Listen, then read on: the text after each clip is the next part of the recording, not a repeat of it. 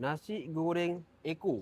Kebetulan hari ni duit kutu aku masuk. Aku nak try makan nasi goreng kambing kat sini. Okey, yang ni nasi goreng kambing Dia punya portion memang banyak. Kalau aku seorang boleh habis lah. Kalau yang kurus tu 2-3 orang lah makan. Dia punya daging banyak So kita rasa dulu macam mana campuran dia. Bismillahirrahmanirrahim. Kalau korang pernah makan nasi goreng orang dulu-dulu kan, dia ada hangit-hangit kuali. Sama sekarang ni. Macam yang aku makan ni ada hangit-hangit kuali. Yang ni pula nasi goreng Eko. Tapi aku order dia extra pedas lah. Yang tadi biasa. Yang ni extra pedas. Eko dia banyak Bukan sikit Eko dia banyak.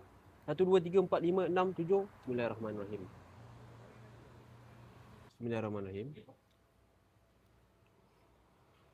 Eko dia ada isi Bukan tulang Nasi goreng tadi tu menu baru tau. Yang ni dia punya main. Ni sop gebok. Pakai tangan je lah Bismillahirrahmanirrahim. Boleh tahan. Sup dia pun sedap. Penuh dengan rempah Apa guna ada straw kalau tak sedut betul? Dia sedut dalam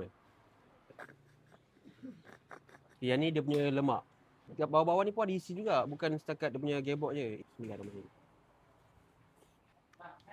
Dekat sini bukan ada nasi goreng je tau. Kita ada sup gebok, macam-macam lagi lah. Untuk parking korang jangan risau.